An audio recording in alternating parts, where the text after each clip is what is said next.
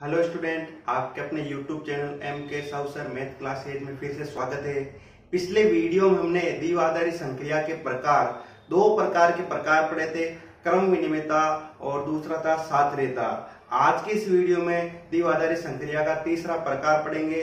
तीसरा प्रकार कुछ इस प्रकार से है, ये है द्विआधारी संक्रिया का तत्समक अवयव, identity element for a binary operation. देखा जाए तो ये प्रकार की बजाय यहाँ पर मतलब द्विआधारी संक्रिया का तत्समक अवयव कैसे ज्ञात किया जाता है या तत्समक अवयव क्या होता है, इसके बारे में ये वाला पॉइंट है।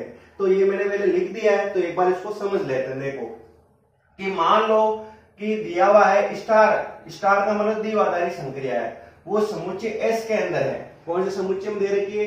समुच्चय एस के अंदर दे रखी है। तो आपको बोल दिया गया कि इस द्विआधारी संक्रिया का तत्समक अवयव ज्ञात करना है। तो आपको कैसे ज्ञात करना है? आपको इस प्रकार से इसका आंसर लिखना है। कैसे कि माना A बिलोंग्स टू S, जो भी दिया हुआ रहेगा, तथा तत्समक अवयव E, जो तत्समक अवयव है E समुच्चय S में इस प्रकार विद्यमान होगा।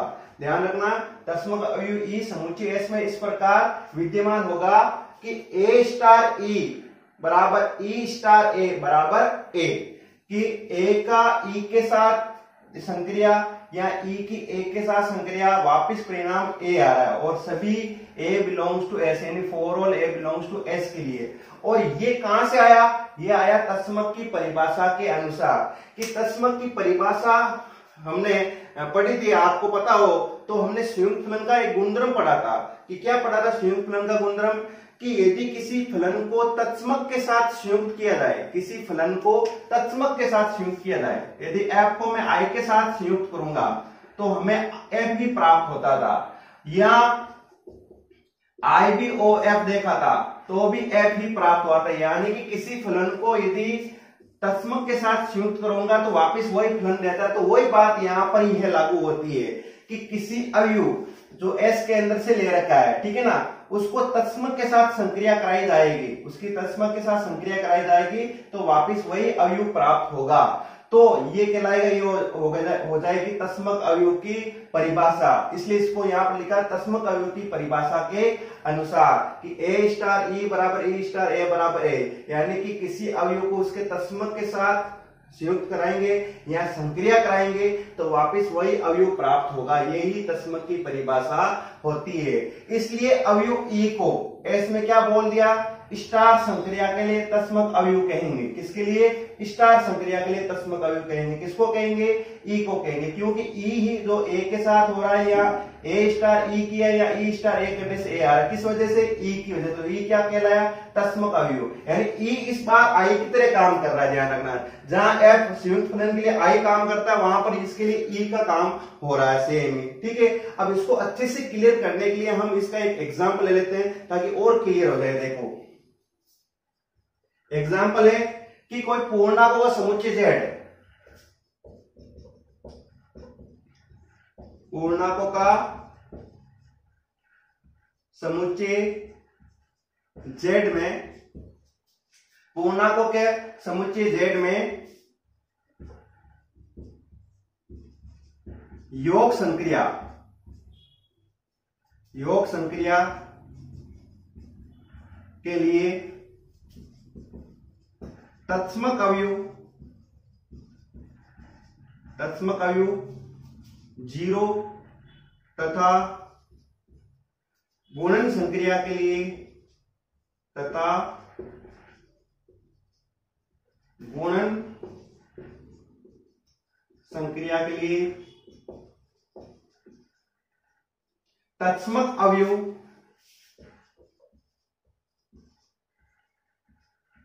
एक होगा। ध्यान रखना है कैसे कि यदि पूर्णांकों का समुच्चय Z है जिसमें द्विआधारी संक्रिया का प्रकार है योग संक्रिया, उसके लिए तत्समक अवयव 0 होगा। यदि द्विआधारी संक्रिया का प्रकार है गुणन संक्रिया तो उसके लिए तत्समक अवयव 1 होगा। ध्यान रखना, तत्समक अवयव कितना होगा? 1 होगा। अब कैसे? तो देखो कि यहां पर मैंने A ले लिया है belongs to Z, A belongs to Z ले लिया है।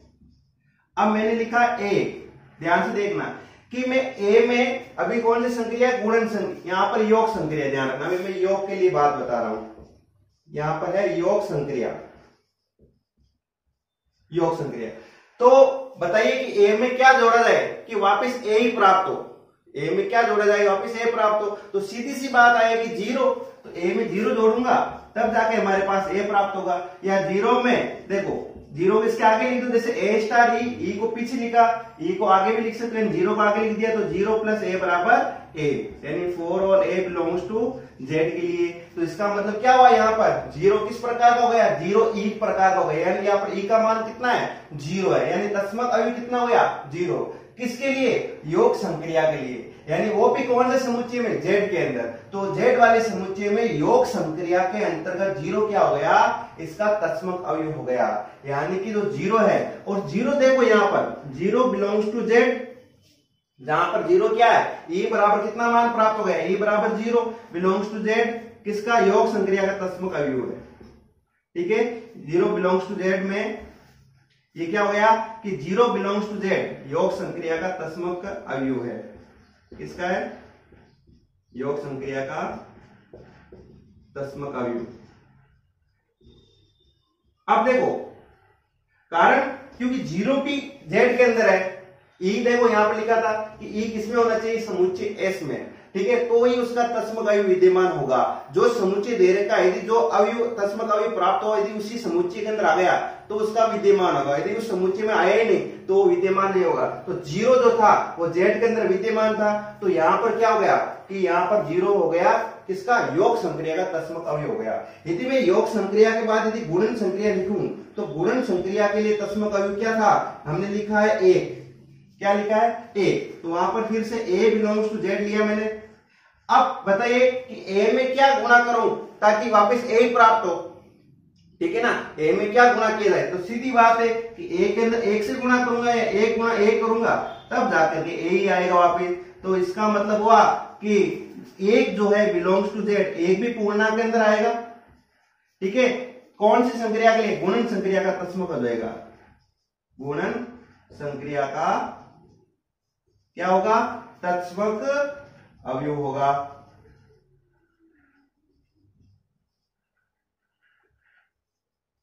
गुणन संक्रिया का तस्मक होगा, समझ पाया होगा। ठीक है, तो ये पूर्णांकों का समुच्चय लिया है। यदि मैं पूर्णांक के स्थान पर यदि प्राकृत संख्या लूं तो क्या उसके योग संक्रिया के लिए तस्मक अवयव जीरो रहेगा क्या, नहीं रहेगा। कारण आप सीधा से देख सकते हो, यहां पर यदि पूर्णांक की जगह प्राकृत लिख दें तो योग संक्रिया के लिए तस्मक अवयव जीरो नहीं होगा, क्योंकि जीरो तो प्राकृत संख्या में आता ही नहीं है। ठीक है, जबकि गुणन संक्रिया के लिए तस्मक अवयव कितना रहेगा, एक ही रहेगा, क्योंकि एक तो प्राकृत संख्या में आता है। सीधी बात है, समझ गए होंगे कि जीरो क्यों नहीं होगा, जीरो किसके लिए, प्राकृत संख्याओं के अंदर। तो एक बार मैं लिखा ही देता हूं, देखो प्राकृत संख्याओं के समुच्चय n में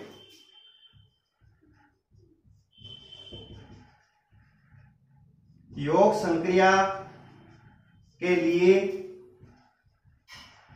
तत्समक अवयव विद्यमान ही नहीं होगा, तत्समक अवयव विद्यमान नहीं होगा, विद्यमान नहीं होगा। जबकि गुणन संक्रिया के लिए,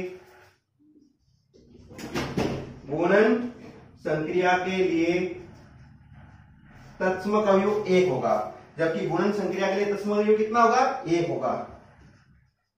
तत्समक अवयव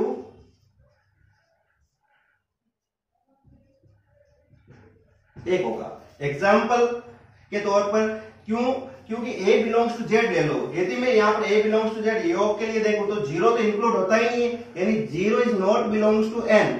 ठीक है ना, तो योग संक्रिया के लिए क्या होगा, तत्समक अवयव होगा ही नहीं, क्योंकि जीरो क्या होता है। यदि मैं यहाँ पर सोचूं कि ए में क्या जोड़ा जाए कि वापस ए, हालांकि ए में जीरो जोड़ने से ए आएगा, लेकिन जो जीरो होगा वो एन के अंदर है ही नहीं, तो योग संक्रिया का तत्समक अवयव होगा क्या, तो योग संक्रिया का तत्समक अवयव नहीं होगा, का तत्समक विद्यमान नहीं होगा, विद्यमान नहीं होगा। जबकि ए बिलोंग्स टू एन, क्लियर। यदि मैं गुणन संक्रिया देखूं, कौन सी संक्रिया, गुणन संक्रिया।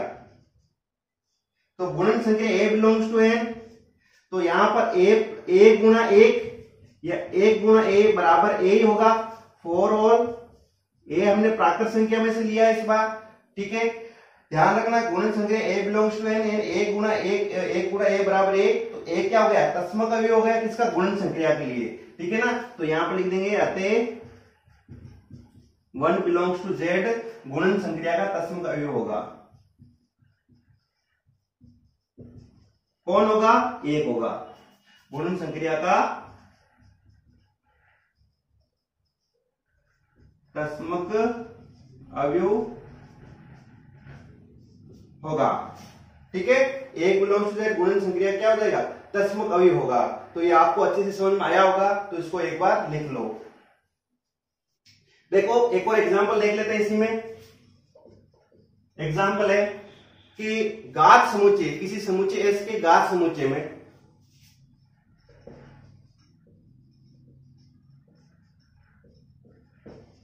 एस के घात समुच्चय पीएस में, घात समुच्चय क्या लिया मैंने, पीएस, पावर ऑफ सेट यानी घात समुच्चय पीएस में समुच्चयों का। अब यहां पर देखना है कि घात समुच्चय पीएस में एस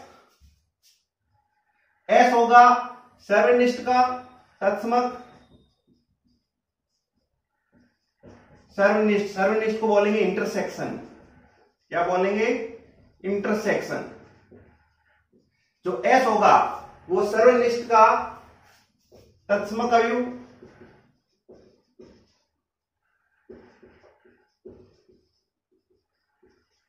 वे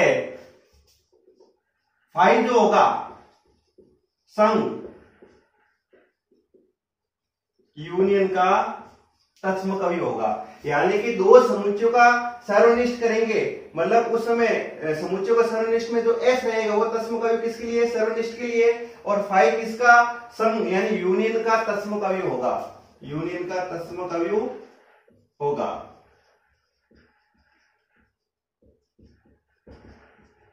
फिर से समझो कि घात समुच्चय बनाया, किसी एस का घात समुच्चय बनाया जिनमें यदि हम कोई इंटरसेक्शन वाली संक्रिया देखें, उसके सापेक्ष यदि देखें तो उसका एस होगा तत्समक अवयव किसके लिए, सर्वनिष्ठ वाली संक्रिया के लिए, जबकि फाई होगा वो यूनियन वाली संक्रिया के लिए तत्समक अवयव होगा। तो इसके समझने के लिए देखो पहले मैं ले लेता हूं सर्वनिष्ठ वाली संक्रिया, सर्वनिष्ठ संक्रिया इंटरसेक्शन, इंटरसेक्शन, ठीक है। तो इंटरसेक्शन में देखो कि मैं ए जो है मान लो इसमें से एस में से ले लेते, पीएस में से ले लेता हूं, जो ए है वो मैंने पीएस में से लिया है, ए किसमें से ले लिया, पीएस में से लिया है। तो ए के साथ इंटरसेक्शन किसका कराऊं ताकि ए ही प्राप्त हो। ध्यान रखना है कि तत्समक की परिभाषा क्या होती है कि ई को उसके साथ कराने से वापस वो ए ही प्राप्त हो। तो वही बात है कि ए को क्या कराएं, किसके साथ संक्रिया कराएं कि वापस ए ही प्राप्त हो। तो इसके लिए हमें ए के साथ यदि इंटरसेक्शन एस करूं, ए के साथ इंटरसेक्शन एस करूं या एस इंटरसेक्शन ए करूं तो जाकर के हमारे पास ए ही प्राप्त होगा। यानी for all A belongs to PS, मतलब ए के मान जो सभी पीएस में से ले रखे हैं उनके लिए ही होगा, ठीक है। अब सर्वनिष्ठ की बात संघ, संघ यूनियन बोलेंगे इसको, तो वापिस वही बात ए बिलोंग्स टू पीएस, यानी ए को फिर से अब इस बार संघ वाली संक्रिया यूनियन करना है कि ए को किसके साथ यूनियन किया जाए कि वापस ए ही प्राप्त हो, ए को फाई के साथ या फाई को ए के साथ, तभी जाकर के ए ही प्राप्त होगा। यानी कि for all A belongs to PS. तो एस क्या हो गया, इंटरसेक्शन का तत्समक अवयव, और फाई क्या हो गया, संघ का तत्समक अवयव कहलाया। वापस देख लो, एस का हो गया इंटरसेक्शन का तत्समक अवयव और फाई किसका हो गया, संघ का तत्समक अवयव प्राप्त हो रहा है। यहाँ पर इसको और क्लियर करने के लिए हम आंकड़े के हिसाब से समझ लेते हैं। जैसे इसी के अंदर मान लिया जाए, माना मैंने एस ले लिया है एक और दो अवयव, तो इसका यदि मैं पीएस बना के देखूं तो पीएस क्या बनेगा, पीएस के लिए हमें क्या करना है, इनके उपसमुच्चय बनाने। इनके उपसमुच्चय कितने बनेंगे, 2 की घात 2 यानी कि 4 बनेंगे। कितने उपसमुच्चय बनेंगे, 4 उपसमुच्चय बनेंगे। तो देखो एक तो 5 बन गया, एक 1 बन गया, एक 2 बन गया, एक हो गया 1 और 2। अब इनसे बने गए उपसमुच्चयों का समुच्चय, वो क्या कहलाता है, घात समुच्चय। घात समुच्चय क्या होता है कि किसी दिए गए समुच्चय से बनने वाले सभी संभव उप समुच्चयों का समुच्चय, वो कहलाएगा घात समुच्चय। तो ये बन गया पीएस। अब पीएस में से हमें, पीएस के अंदर में से हमें ए लेना है। मान लो मैंने ए बराबर ले लिया, 1 ले लिया है, क्लियर है। ए बराबर क्या ले लिया मैंने, 1 ले लिया है, जो है किससे रिलेटेड, पीएस से रिलेटेड है, ठीक है। और एस हमें दे रखा है। अभी मैं सर्वनिष्ठ वाली संक्रिया करके देखूं, कौन सी संक्रिया, सर्वनिष्ठ वाली, सर्वनिष्ठ का मतलब इंटरसेक्शन वाली, ठीक है। तो सर्वनिष्ठ की संक्रिया के अंतर्गत ए इंटरसेक्शन एस करके देखते हैं। ए इंटरसेक्शन एस यानी 1 इंटरसेक्शन एस, एस कितना है 1,2। तो देखो रिजल्ट कितना आया, 1 और 1,2 में कॉमन कितना, एक ही तो कॉमन है। कितना कॉमन है, एक ही कॉमन है। तो ए इंटरसेक्शन एस कितना आया, ए इंटरसेक्शन एस बराबर प्राप्त हो गए। वापिस देखो, और ए किसका मान है, एक ये रहा, ए का मान है। तो ए इंटरसेक्शन एस किसके बराबर हुआ, ए के बराबर हुआ। समझ में आया होगा। अब यदि मैं एस इंटरसेक्शन ए करूं तो बात तो वही की वही है, सेम ही कि 1,2 इंटरसेक्शन 1, तो फिर से एक ही कॉमन आ रहा है। तो वहां पर एस इंटरसेक्शन ए बराबर फिर से ए ही प्राप्त हो रहा है, ठीक है। तो यहां से देखो दोनों कंडीशन से क्या प्राप्त हुआ, दोनों कंडीशन के द्वारा कि ए इंटरसेक्शन एस या एस इंटरसेक्शन ए बराबर ए। तो एस क्या कहलाया, तो एस हो गए यहां पर इंटरसेक्शन का सर्वनिष्ठ, ठीक है। अतः एस सर्वनिष्ठ का क्या है, तत्समक अवयव है। सर्वनिष्ठ का क्या है, तत्समक अवयव है। अब ये तत्समक अवयव विद्यमान हुआ नहीं हुआ तो कैसे देखना है कि एस किसमें आना चाहिए, वापिस पीएस में आना चाहिए। जिस समुच्चय से हमने ए उठाया और एस भी उसी के अंदर आना चाहिए। हमने ये लिखा था तत्समक की परिभाषा में। तो देखो क्या एस पीएस के अंदर है क्या, ये रहा, यहां पर ये रहा एस। ये किसका मान, ये एस का तो मान है, यानी एस बिलोंग्स टू क्या हो रहा है यहाँ पर, एस बिलोंग्स टू पीएस हो रहा है। सीधी सी बात है, एस बिलोंग्स टू क्या हो रहा है, पीएस हो रहा है यहाँ पर। तो एस बिलोंग्स टू पीएस है, तो एस क्या हुआ, सर्वनिष्ठ का तत्समक अवयव हो गया। समझ में आया होगा। अब मैं इसी उदाहरण को आपको संघ के लिए करके देखते हैं। क्या संघ के लिए जो फाई होगा वो तत्समक अवयव होगा या नहीं होगा, इसको देख लेते हैं। देखो ठीक है, तो देखो कि माना वापिस वही है कि एस चल रहा है यहां पर। इस बार इसी को उदाहरण को लेते हुए मैं संघ वाली संक्रिया करवा रहा हूं। संघ वाली संक्रिया, संघ वाली संक्रिया क्या हो जाएगी, ए इंटरसेक्शन की जगह ए यूनियन। लेकिन संघ करवाना किसका है, फाई का, ध्यान रखना है, क्योंकि फाई किसका तत्समक अवयव है, वो है संघ का। तो ये चेक करना है कि फाई होगा या नहीं होगा। तो ए इंटरसेक्शन फाई, तो यहां से ए बराबर 1 लिए ही हमने, और यूनियन, सॉरी यहां पर यूनियन है ए यूनियन फाई, ठीक है। तो एक यूनियन फाई, और एक और फाई को जब यूनियन कराएंगे तो वापस एक ही प्राप्त होगा। तो ए यूनियन फाई बराबर 1, और एक किसका मान था, एक ये जो आया है समुच्चय एक, ये किसका मान है, ए का ही मान है। या फिर यदि आप ऐसे करवाते हो कि फाई यूनियन ए करते हो तो बात तो एक ही है, बराबर 1। तो फाई यूनियन ए बराबर ए।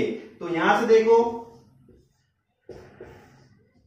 यहां से क्या पता चल रहा है कि A union phi, phi union A, result कितना आया, रिजल्ट वापिस ए आया। और ए है वो सभी के सभी कहां से ले रखे हैं, पीएस में से। यहां पर भी लिख सकते हो कि यहां पर फॉर ऑल ए वो कहां से ले रखे हैं, पीएस के अंदर से, ठीक है। सभी के लिए सत्य हो रहा। अतः फाई क्या हो गया, अतः जो फाई हो गया किसका, संघ का, जो फाई किसमें है, पीएस में है। अतः फाई जो बिलोंग्स टू पीएस है, संघ का क्या है, तत्समक अवयव, संघ का तत्समक अवयव है। ये था इसी के अंदर, जहां पर हमने देखा क्या घात समुच्चय के अंदर सर्वनिष्ठ तो जो एस होगा, जो दिया गया समुच्चय जिसका हमने घात समुच्चय बनाया है, तो एस क्या कहलाएगा, सर्वनिष्ठ का तस्मक, और फाई फाई का मतलब जिसमें कोई भी अवयव नहीं होता, ऐसा समुच्चय जिसमें कोई भी अवयव नहीं होता है, वो किसका होगा, संघ यानी यूनियन का तस्मक अवयव होगा। तो एक बार इसको अच्छे से समझ करके लिख लीजिए। तो एक तस्मक अवयव पर क्वेश्चन देख लेते हैं। क्वेश्चन क्या है कि परिमेय संख्याओं के समुच्चय क्यू, क्यू का मतलब परिमेय संख्या का समुच्चय, इसमें एक द्विआधारी संक्रिया स्टार निम्न प्रकार से परिभाषित की गई है, ए स्टार बी बराबर ए बी बटे 2, और जहां ए बी और क्यू से ले रखे हैं, सभी के सभी कहां से ले रखे हैं, क्यू से, तो स्टार का तस्मक अवयव ज्ञात कीजिए। यदि मान लो इस टाइप का क्वेश्चन आता है तो बोर्ड एग्जाम में 2 नंबर का क्वेश्चन आता है जहां पर आपको तस्मक अवयव ज्ञात करना होता है। तो अब इसको करने का तरीका, ठीक है ना, यहाँ पर नोटबुक के अंदर, वो बोर्ड में भी मान लो यदि आ जाता है तो कैसे करेंगे, तो इसको ध्यान से समझना। देखो लिखना है पहले कि माना मैंने कोई अवयव ए लिया है, वो बिलोंग्स टू क्यू है, ठीक है, तथा तस्मक अवयव ई तथा तस्मक अवयव ई, समुच्चय कौन सा है, समुच्चय क्यू।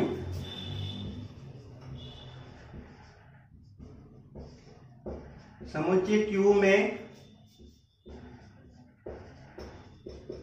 इस प्रकार विद्यमान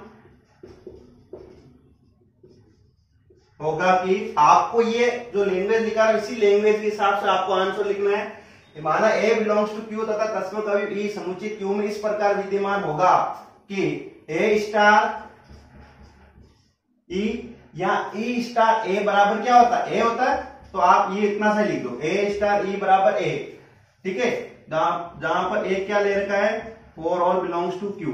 और ये चीज किसकी वजह से आई, ये आई हमारे पास तस्मक की परिभाषा के अनुसार। किसकी परिभाषा अनुसार, तस्मक था उसकी परिभाषा के अनुसार हमने ये चीज लिखी है। तस्मक की परिभाषा ये कहती है कि किसी अवयव को तस्मक के साथ कराएंगे तो वापस वही अवयव प्राप्त होगा। क्लियर है, तो ये तस्मक की परिभाषा के अनुसार हमने लिख लिया है। अभी संक्रिया देखी जाए, दो अवयवों के बीच में संक्रिया क्या है, दोनों अवयवों का गुणा बटे 2। तो यहां पर भी दो अवयवों के बीच में संक्रिया है, तो यहां पर संक्रिया क्या लग जाएगी, दोनों अवयवों का गुणा बटे 2। सीधी बात है, ए स्टार बी का मान ए बी बटे 2 है, तो ए स्टार ई का मान ए ई बटे 2, जो किसके बराबर आ जाएगा, ए के बराबर आ जाएगा। जहां ए से ए कैंसिल आउट हो जाएगा तो प्राप्त होगा ई बटे 2 बराबर 1, तो ई बराबर कितना आएगा, 2 प्राप्त हो जाएगा। अब देखो ई का मान 2 आ चुका है। अब देखो क्या ई का मान क्यू में है, जो हमने ऊपर वाली लाइन लिखी है। यदि ई बराबर क्यू में आ जाता है, इसका मतलब जो लाइन लिखी है वो सत्य हो रही है, यानी कि ई विद्यमान हो रहा है। यदि ई 2 इस क्यू में नहीं होता तो तस्मक कभी विद्यमान नहीं हो पाता। तो यहां लिखेंगे कि यहां ई बराबर जो 2 है बिलोंग्स टू क्यू है, अतः स्टार का तस्मक अवयव यानी द्विआधारी संक्रिया का तस्मक अवयव कितना होगा, वो होगा 2 होगा, 2 होगा। बस सीधी सी बात ये है। क्लियर है ना, समझ में आया होगा। यदि इस टाइप का क्वेश्चन आता है तो आपको इस प्रकार से लैंग्वेज लिखनी है, ई निकालना है। ई निकाल कर देख लो कि दिए गए समुच्चय में ई है तो बता दो ई स्टार का तस्मक अवयव होगा। ई यदि नॉट बिलोंग्स टू क्यू होता तो लिखेंगे स्टार का तस्मक अवयव विद्यमान नहीं होगा। तो एक बार इसको अच्छे से समझ के लिख लीजिए। अब देखिए चौथा पॉइंट, देखिए चौथा पॉइंट क्या है, द्विआधारी संक्रिया का प्रकार में चौथा पॉइंट प्रतिलोम अवयव ज्ञात करना, फाइंड इनवर्स एलिमेंट। ठीक है ना, पहले तस्मक अवयव ज्ञात किया था हमने कि ई कैसे निकालेंगे, अब इस बार प्रतिलोम अवयव कैसे ज्ञात करेंगे, ये हो गया चौथा पॉइंट। तो देखो माना कोई स्टार एस के अंदर द्विआधारी संक्रिया दे रखी है और उसके लिए हमने ई इसका तस्मक अवयव ज्ञात कर लिया है। इसका मतलब क्या पता चला कि प्रतिलोम अवयव ज्ञात करने से पहले क्या पता होना जरूरी है कि ई का पता होना जरूरी है। तस्मक अवयव ज्ञात करेंगे तभी जाके उसका प्रतिलोम अवयव ज्ञात कर पाएंगे। तो अब ये चीज हमें मान लो क्वेश्चन के अंदर दे रखी है, ठीक है ना, माना कि स्टार द्विआधारी संक्रिया यहाँ दिया हुआ है, मान लो यहाँ दिया है, क्या है कि दिया है कि स्टार एस में द्विआधारी संक्रिया ई इसका तस्मक अवयव है, यहाँ ज्ञात कर लिया है। तो यहां पर कैसे करोगे सोल्व, देखो इसको लिखने का तरीका आपको ऐसे लिखना है। माना कोई अवयव ए ले लिया एस के अंदर, ए बिलोंग्स टू एस है, तथा इसका प्रतिलोम अवयव, तथा इसका प्रतिलोम अवयव, इसका प्रतिलोम अवयव एक्स इस प्रकार विद्यमान है या परिभाषित है।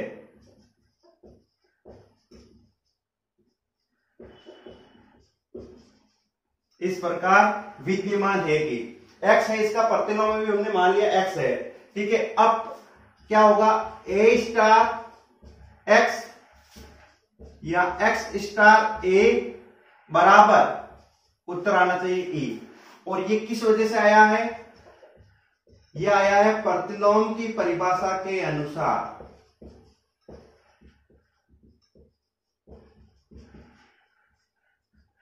कैसे, देखो कि किसी अवयव को प्रतिलोम के साथ संक्रिया कराई जाए, किसी अवयव की प्रतिलोम के साथ संक्रिया कराई जाए, ठीक है, यानी कि प्रतिलोम को इसके पीछे या आगे रख के संक्रिया कराएंगे, हमें ई प्राप्त होगा। और ई क्या होता है, ई होता है तत्समक अवयव। क्या होता है, तत्समक अवयव। ये क्या है, तत्समक अवयव, ध्यान रखना है।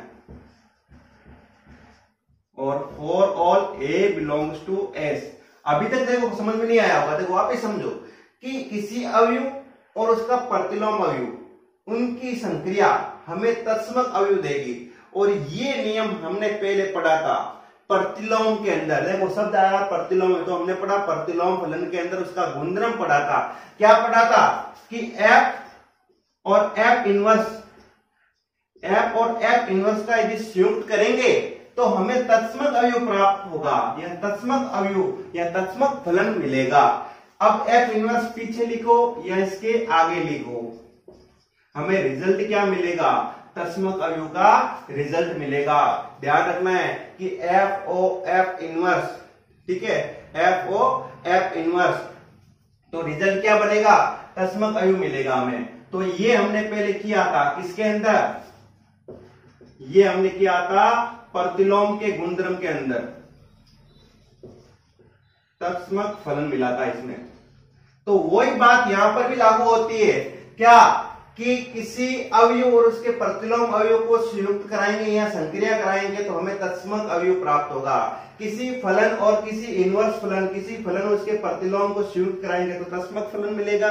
तो वही बात यहां पर भी लागू होती है। अब एफ इनवर्स से पीछे आए थे आगे आए, हमें आई प्राप्त हो रहा था, ठीक है ना, आई और आई बी के हिसाब से मिल रहा था हमें वहां पर, तो वहां पर यहां पर वही कंडीशन लागू हो रही है, ठीक है। तो यहां पर ये एक्स क्या कहलाया, फिर तो एक्स क्या कहलाया, एक्स कहलाया प्रतिलोम अवयव। अतः एक्स जो है, एक्स किसका अवयव, ए का प्रतिलोम कहलाएगा। अतः एक्स अवयव ए का क्या कहलाएगा, प्रतिलोम कहलाएगा। ध्यान रखना है। अब इस x को a इनवर्स भी कह सकते हैं, a के प्रतिलोम का संकेत a इनवर्स से भी दर्शा सकते हैं, यानी x बराबर a इनवर्स भी लिख सकते हैं। यानी x को, यानी प्रतिलोम अवयव कैसे लिख दो, प्रतिलोम को a इनवर्स से भी दर्शाया जा सकता है।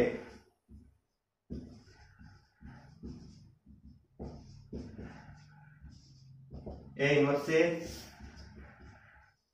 से भी दर्शाया जा सकता है। एन एक्स की जगह ए इनवर्स लिख सकते हैं। तो आप देखो a और a इनवर्स बराबर ई, जैसे f ऑफ f इनवर्स बराबर i, तो यहां पर a inverse of a f inverse of f i, तो a इनवर्स ऑफ a बराबर ई। ई किसका कार्य हो रहा है, i की तरह कार्य कर रहा है यहां पर तत्समक अवयव का, ठीक है। तो प्रतिलोम अवयव को a इनवर्स से भी दर्शाया जा सकता है। अब इसमें एक मेन जो पॉइंट आता है, ध्यान से देखना, इसमें जो इंपॉर्टेंट चीज है कि यदि x जो प्रतिलोम अवयव निकाला, यदि x बिलोंग्स टू s आ जाता है, क्या आ जाता है, x belongs to P S, यानी x जो प्रतिलोम अवयव निकाला है वो s के अंदर यदि विद्यमान रहता है, ठीक है, किसके अंदर, s के अंदर विद्यमान रहता है, तो a के जितने भी मान है वो s में से लिए जाएंगे। यानी ए के जितने भी मान है प्रत्येक ए बिलोंग्स टू एस क्या कहलाएगा, व्युत्क्रमणीय अवयव कहलाएगा। क्या कहलाएगा, यदि x बिलोंग्स टू s है तो for all a belongs to x, यानी कि प्रत्येक जो a है जो s से लिया गया है क्या कहलाएंगे, व्युत्क्रमणीय अवयव कहलाएंगे, यानी इन्वर्टिबल एलिमेंट्स बोला जाता है इसको। यदि x बिलोंग्स टू s है तो for all a belongs to s व्युत्क्रमणीय अवयव होंगे। क्लियर है ना, ये ध्यान रखने वाली बात है। क्या हुआ देखो, यदि x बिलोंग्स टू s है तो for all a belongs to x क्या होंगे, व्युत्क्रमणीय अवयव होंगे। चाहो तो इसको ऐसे लिख दो कि यहाँ पर कि a बिलोंग्स टू s, यहाँ ऐसे लिख दो, a इनवर्स भी बोल सकते हैं कि a inverse belongs to s, तो for all a belongs to x क्या कहलाएंगे, for all a belongs to s व्युत्क्रमणीय अवयव कहलाएंगे, व्युत्क्रमणीय अवयव होंगे। ये ध्यान रखने वाली बात है इसके अंदर, ठीक है ना, व्युत्क्रमणीय अवयव। यानी कि क्वेश्चन जब पूछा जाता है बोर्ड एग्जाम में, सीधा आपको प्रतिलोम अवयव नहीं कहकर ये कह देंगे कि व्युत्क्रमणीय अवयव ज्ञात कीजिए, तो इसके लिए आपको x निकालना है। यदि x का मान s के अंदर दिए गए समुच्चय के अंदर आ जाता है तो जितने भी a के मान है जो s में से ले रखे हैं, या s जो कंडीशन दे रही है उसमें से a जो भी आएंगे वो क्या कहलाएंगे, व्युत्क्रमणीय अवयव कहलाएंगे। इसको एक एग्जाम्पल के द्वारा क्लियर कर लेते हैं कि प्रतिलोम अवयव कैसे क्या होता है। देखो कि यहां पर मैंने ले लिया है पूर्णांकों का समुच्चय z, पूर्णांकों के समुच्चय z में, पूर्णांकों के समुच्चय z में, ठीक है, पूर्णांकों के समुच्चय z में योग संक्रिया के अंतर्गत, पूर्णांकों के समुच्चय z में योग संक्रिया के अंतर्गत a बिलोंग्स टू z का प्रतिलोम अवयव, देखो ध्यान से देखना, पूर्णांकों के समुच्चय z में योग संक्रिया के अंतर्गत a बिलोंग्स टू z, यदि a z में से लिया है का प्रतिलोम अवयव, यानी a का प्रतिलोम अवयव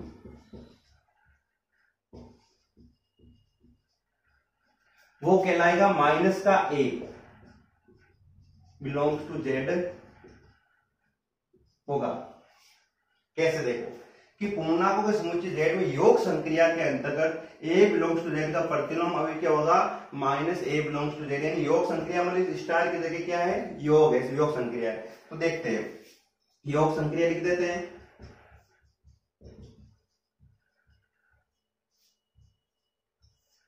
कैसे कि यहां पर a बिलोंग्स टू z लिया,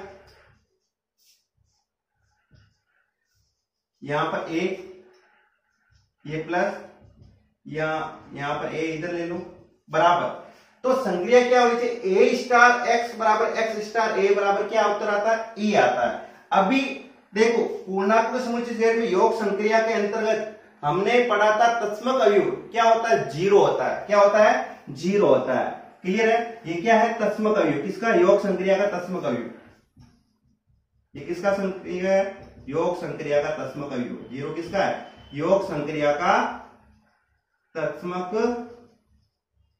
अवयव है।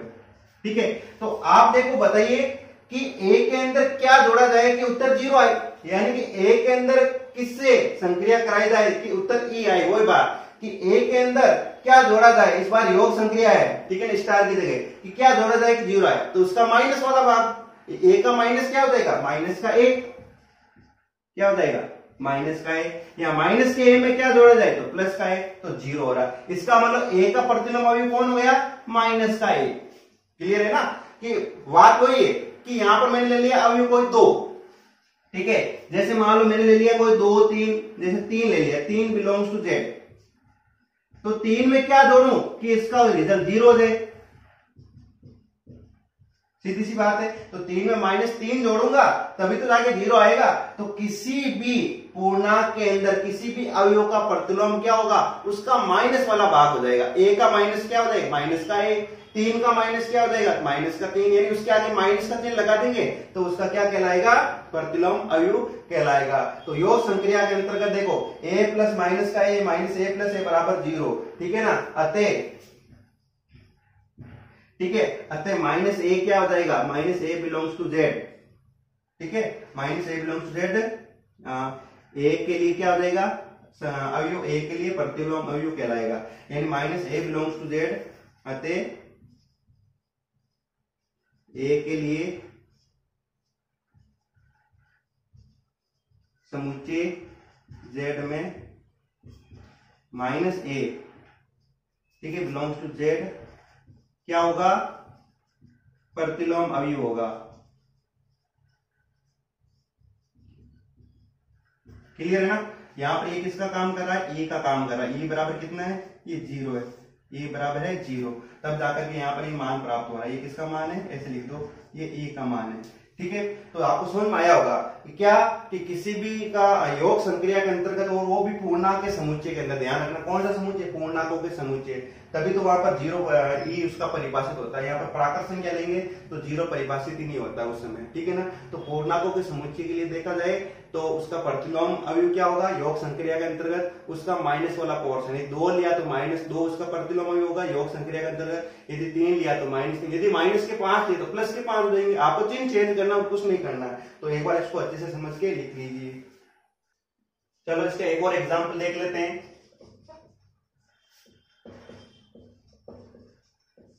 परिमेय संख्या ले लेते हैं। तो परिमेय संख्याओं के समुच्चय क्यू में, समुच्चय क्यू, जहां पर क्यू में कोई भी अवयव 0 नहीं होगा, मतलब 0 इंक्लूड नहीं, वो वाला अवयव लेते हैं, ठीक है ना। परिमेय संख्या के समुच्चय क्यू, जहां मान लो कोई भी अवयव ले रखा है वो a नॉट इक्वल टू 0 है, ठीक है ना, यहाँ 0 नहीं है। क्लियर, कोई भी जो अवयव ले रखा है वो यहाँ पर 0 नहीं है। तो परिमेय संख्या के समुच्चय क्यू में जहां a नॉट इक्वल टू 0 में गुणन संक्रिया के अंतर्गत, कौन सी संक्रिया के अंतर्गत, गुणन संक्रिया के अंतर्गत अवयव ए का प्रतिलोम अवयव क्या होगा, अवयव ए का प्रतिलोम अवयव वो होगा 1/a होगा, 1/a, ठीक है। वो भी किस में आएगा, क्यू में, जहां a नॉट इक्वल टू 0 का अवयव, प्रतिलोम अवयव का अवयव क्या होगा, 1/a जो बिलोंग्स टू क्यू है, जहां a नॉट इक्वल टू 0 होगा, ठीक है।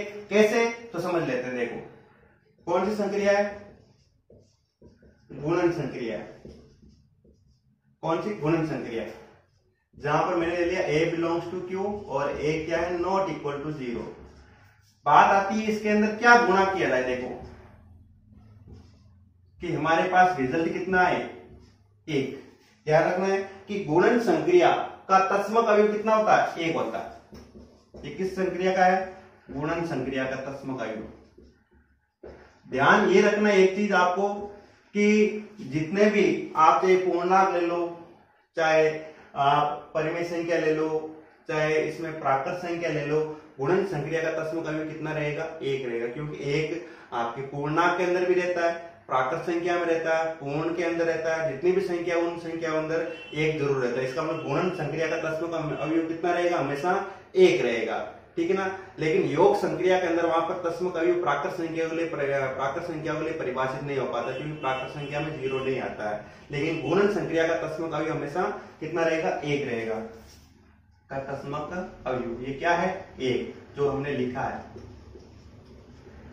बात आती है यहाँ पर कि a को किससे गुणा करो, क्योंकि गुणन संक्रिया चल रही है, कि वापस 1 उत्तर आ जाए, यानी a star e, a star x या x स्टार a बराबर e आना चाहिए। तो किससे गुणा करूं, तो 1/a से। किसी संख्या का किससे गुणा करें कि उसका रिजल्ट 1 आ जाए, यानी वो कट जाए, उनके उल्टे कर दो, व्यतक्रम से गुणा करा दो, सीधी सी बात है। तो 1 का व्यतक्रम कितना हो गया, 1/a, ये हो गया 1/a। तब जाकर के इसका उत्तर कितना आएगा, 1 आएगा। अतः क्या पता चला, अतः a बिलोंग्स टू q के लिए, a बिलोंग्स टू q के लिए क्या हुआ, 1/a, जहां a नॉट इक्वल टू 0, ठीक है ना, belongs to q, a not equal to 0 belongs to q, क्या होगा, प्रतिलोम अवयव होगा, प्रतिलोम अवयव होगा। अब यहां पर नोटिस करो कि x का मान कितना है, 1/a आया। x बराबर कितना है, 1/a, और जो क्या है, बिलोंग्स टू q है। सीधी सी बात, x बराबर 1/a बिलोंग्स टू q। अतः जो प्रतिलोम अवयव यदि q में आ गया, अतः a के जितने भी मान है जो q में से ले रखे हैं क्या कहलाएंगे, ठीक है ना, a के जितने भी मान जो q में से ले रखे हैं, साथ साथ a नॉट इक्वल टू 0 है, क्या कहलाएंगे, व्युत्क्रमणीय अवयव कहलाएंगे। ये मैंने आपको पहले ही लिखाया था, क्या होंगे, व्युत्क्रमणीय अवयव होंगे। क्या होंगे, व्युत्क्रमणीय अवयव होंगे, ध्यान रखना है, ठीक है। यदि x बराबर 1/a बिलोंग्स टू q है, अतः फॉर और a जितने भी q से ले रखा था, a not equal to 0 question में दे रखा है, ठीक है, यानी कि उदाहरण में दे रखा है, तो वो क्या कहलाएंगे, व्युत्क्रमणीय अवयव। कौन होंगे, a के जितने भी मान। कब होंगे, जब प्रतिलोम अवयव भी उसी समुच्चय में आता है, तो a के जो मान q में से लिए वो सभी मान क्या कहलाएंगे, व्युत्क्रमणीय अवयव ही कहलाएंगे। ये ध्यान रखना है आपको, क्लियर है ना। अब इसका एक क्वेश्चन कर लेते हैं ताकि आपको और अच्छे से क्लियर हो जाए कि व्युत्क्रमणीय अवयव कैसे निकालेंगे या प्रतिलोम अवयव कैसे निकालेंगे। तो एक बार इसको पहले लिख लीजिए।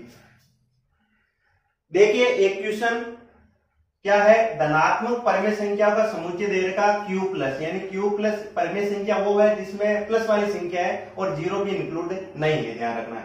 धनात्मक संख्या जब भी बात करेंगे तो उसमें जीरो इंक्लूड नहीं होगा, यानी कि धनात्मक परमेय संख्या का समुच्चय q प्लस में निम्न प्रकार परिभाषित है, a स्टार b बराबर ab बटे 2, जहाँ ab q प्लस से ले रखा है। तो आपको व्युत्क्रमणीय अवयव ज्ञात करना, क्या ज्ञात करना, व्युत्क्रमणीय अवयव। इसका मतलब क्या हुआ, इसका मतलब हुआ आपको प्रतिलोम अवयव ज्ञात करेंगे तो जाके व्युत्क्रमणीय अवयव के बारे में पता चलेगा।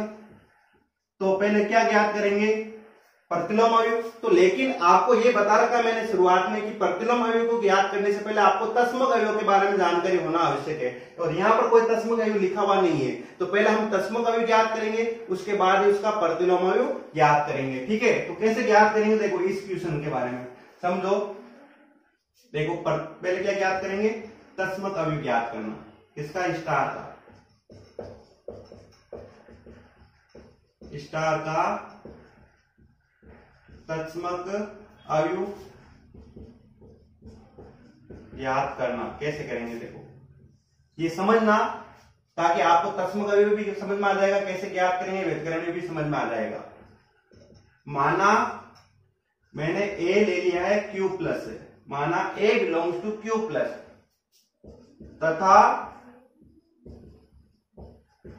तत्समक अवयव जिसको मान लिया मैंने e,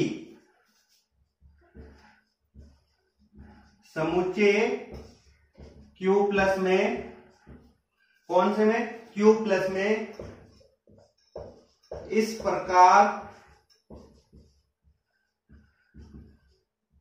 विद्यमान होगा कि, ठीक है ना। तो अब तत्समक की परिभाषा के अनुसार, तत्समक की परिभाषा अनुसार क्या होता है, a स्टार e बराबर a, ठीक है, ये हमने पहले किया था, उसी प्रकार से करना है। यानी कि दो अवयवों की संक्रिया क्या है, दोनों अवयवों का गुणा बटे 2, तो दो अवयव यहां पर भी आ रहे हैं, तो दोनों अवयवों का गुणा बटे 2, a से a कैंसिल आउट, तो e बटे 2 बराबर 1, तो e बराबर कितना आया, 2 प्राप्त हुआ। तो देखो क्या 2 q में है यहां पर, यहां पर जो e बराबर है 2 वो बिलोंग्स टू q प्लस है, q प्लस में, अतः स्टार का, ठीक है ना, और यहां पर फॉर ऑल लिख दो q प्लस, तो लिख देंगे अतः स्टार का तत्समक अवयव क्या होगा, तत्समक अवयव 2 होगा। तो हमने तत्समक अवयव तो ज्ञात कर लिया है, अब इसका प्रतिलोम अवयव ज्ञात करेंगे, ठीक है ना। तो प्रतिलोम अवयव कैसे ज्ञात करेंगे, तो समझो।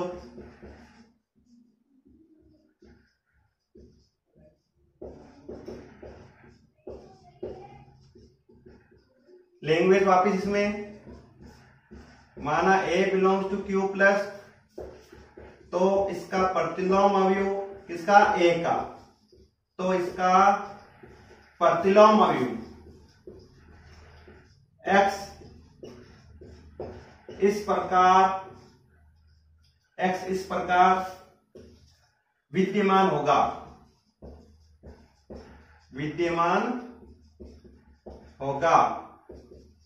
कि अब किसकी परिभाषा लिखेंगे, प्रतिलोम की परिभाषा के अनुसार, प्रतिलोम की परिभाषा के अनुसार। और प्रतिलोम की परिभाषा क्या होती है, a स्टार x बराबर e, ठीक है, a स्टार x बराबर e क्या होता है, तस्मक अवयव होता है। और for all a belongs to q plus के लिए ले रखा है, ठीक है। अब a स्टार x समझना कि माना a belongs to q plus, a हमने q प्लस लिया है तो इसका प्रतिलोम अवयव हमने x इस प्रकार से मान लिया है। और जो प्रतिलोम की परिभाषा होती है कि अवयव और उसका प्रतिलोम अवयव उनकी संक्रिया समय तस्मक अवयव मिलता है, ठीक है। तो हमने a स्टार x बराबर क्या लिख दिया, e लिख दिया। वापिस वही बात, दो अवयव के लिए संक्रिया क्या है, दोनों अवयव का गुणा बटे 2। तो a स्टार x का क्या हो जाएगा, ax बटे 2। और e बराबर कितना है, देखो e बराबर है 2 है, e बराबर कितना है, e बराबर 2 है, क्लियर। तो x बराबर कितना हो जाएगा, ax बराबर 4। तो x बराबर 4 बटे a, कितना आया, 4 बटे a। ये आ गया प्रतिलोम अवयव किसका, ये प्रतिलोम अवयव आ गया हमारे पास a का प्रतिलोम अवयव, यानी a का प्रतिलोम अवयव प्राप्त हो चुका है हमारे पास।